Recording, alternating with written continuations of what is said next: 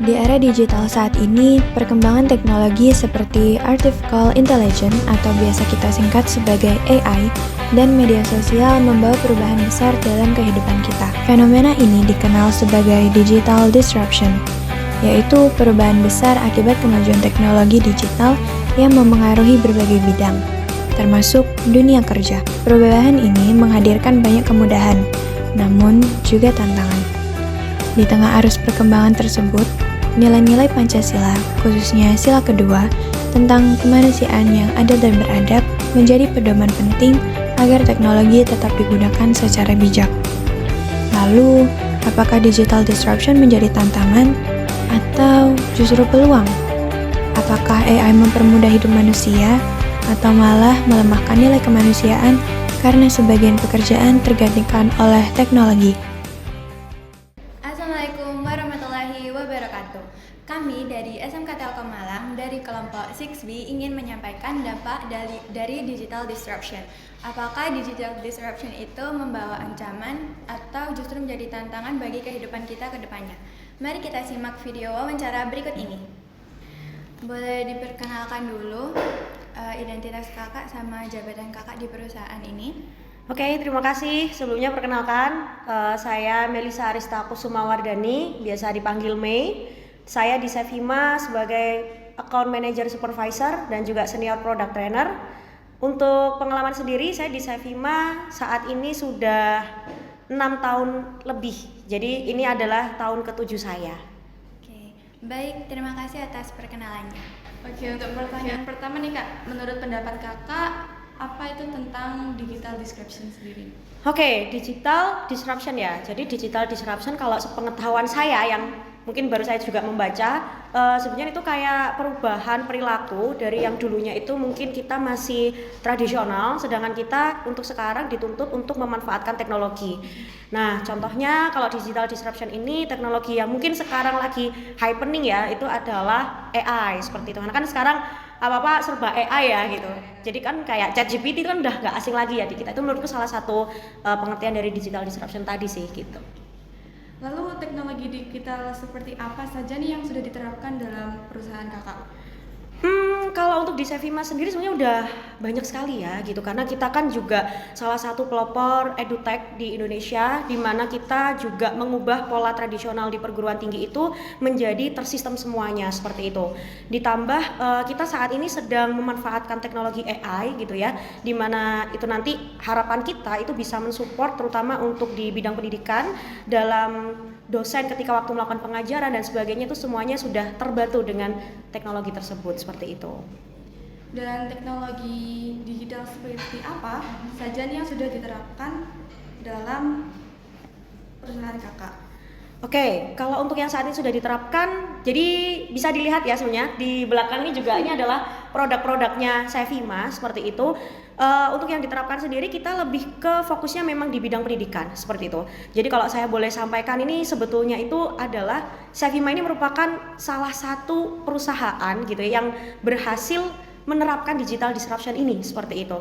Dan contohnya sendiri kayak kita seperti produknya itu kan ada Siakat Cloud gitu ya. Ada Siakat Cloud ini adalah sistem akademik di perguruan tinggi, di mana itu dia mengubah pola sistem yang awalnya manual menjadi online semuanya. Terus ada Edlink, ini adalah untuk LMS. Kemudian ada ya macam lah pokoknya. Jadi kita mulai dari pendaftaran mahasiswa sampai nanti mahasiswa ini tuh lulus, semuanya itu udah bisa by system seperti itu.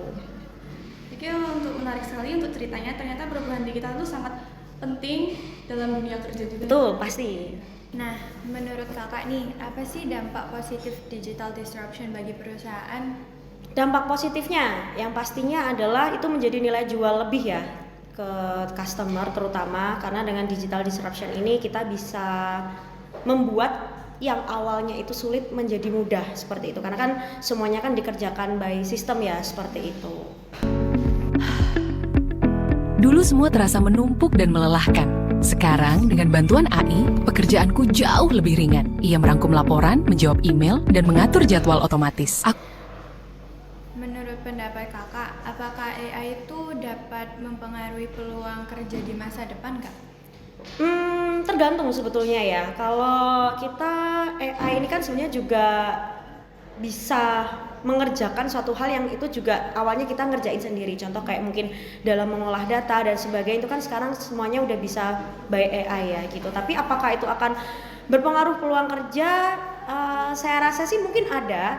Tapi kalau misalkan kita bisa mengikuti seperti kayak perkembangannya AI, kan kita juga bisa mungkin menjadi developer AI-nya itu bahkan ya. Jadi seharusnya sih tidak yang terlalu berdampak ya gitu.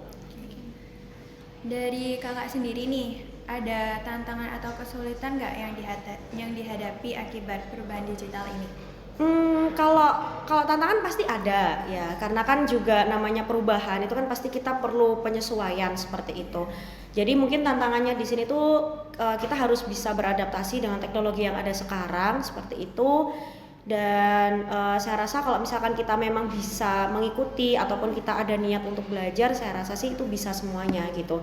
Dan tentunya tantangan ini juga nggak hanya dari diri saya sendiri, tapi juga untuk ke orang lain juga gitu. Karena terkadang mungkin ada yang menolak untuk by system ya seperti itu. Jadi kalau saya sih itu juga menjadi salah satu tantangan kita untuk bagaimana caranya agar orang ini tuh bisa menggunakan sistem juga gitu. Seperti itu. Oh gitu kak, berarti memang ada sisi positif dan tantangan yang harus dihadapi ya kak?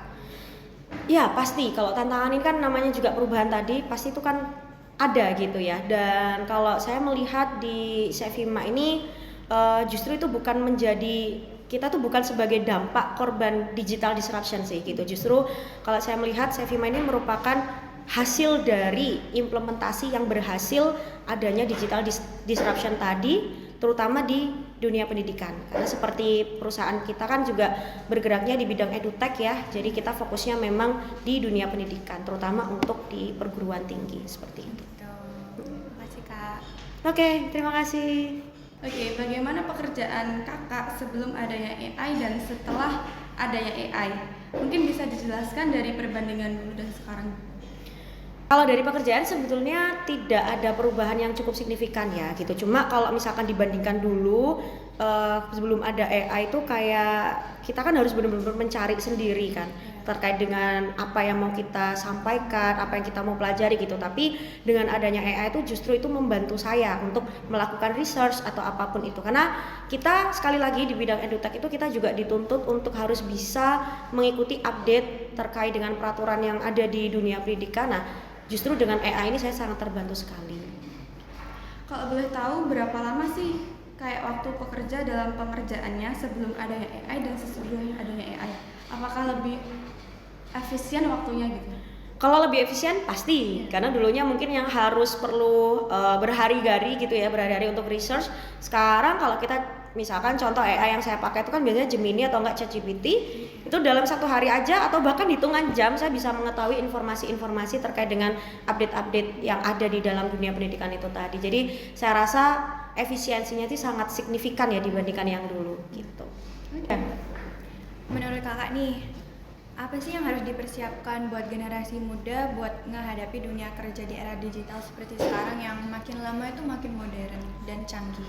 Oke, kalau saya sih ya mungkin yang harus dipersiapkan yang pasti adalah motivasi dulu. Karena kalau misalkan kita nggak ada motivasi itu kita pasti nggak akan bisa untuk mengejar perubahan itu. Sama kita harus lebih terbuka lagi terhadap teknologi karena kita nggak bisa kalau misalkan terus-terusan untuk tradisional terus gitu kan ya. Jadi kalau saya rasa sih harus ada minat dan motivasi di situ seperti itu. Sama kalau bisa kita justru di sini tuh sebagai pengembangnya gitu. Jadi nggak hanya sebagai pelakunya saja tapi kita juga sebagai pengembang dari teknologi itu tadi gitu sih.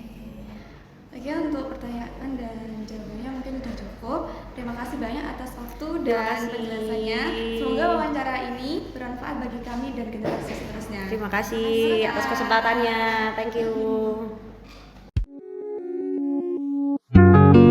Dimulai dari 18 tahun yang lalu, kami memulai perjalanan mengubah wajah pendidikan di Indonesia. Memanfaatkan teknologi terbaik, perlahan kami mulai berkembang. Individu-individu yang berasal dari latar belakang yang berbeda bersama menjadi satu kesatuan untuk menciptakan sistem dan teknologi yang dapat diandalkan.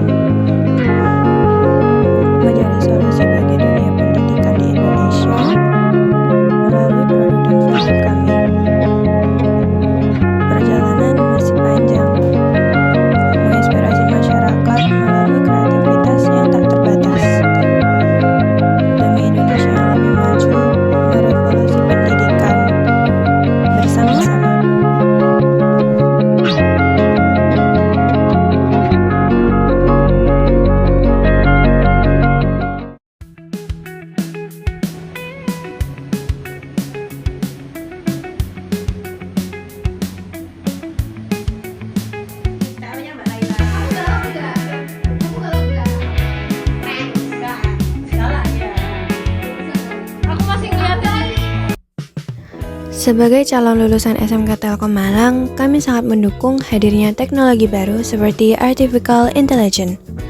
Namun, dalam pemanfaatannya, kita harus tetap menggunakannya secara bijak.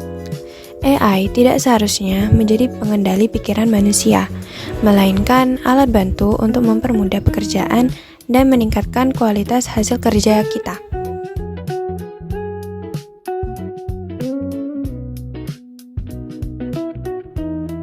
Di zaman digital dan AI yang semakin maju ini, perubahan tidak bisa dicegah. Teknologi bukan untuk dilawan, tetapi harus dipahami agar kita bisa menggunakannya secara bijak. Seperti peribahasa Jawa, ngeli nanging ora keli. Kita harus mengikuti arus perkembangan zaman tanpa kehilangan akal, etika, dan budi pekerti. Dengan begitu, digital disruption dan AI bisa menjadi sarana untuk maju, bukan ancaman bagi kehidupan dan masa depan kita.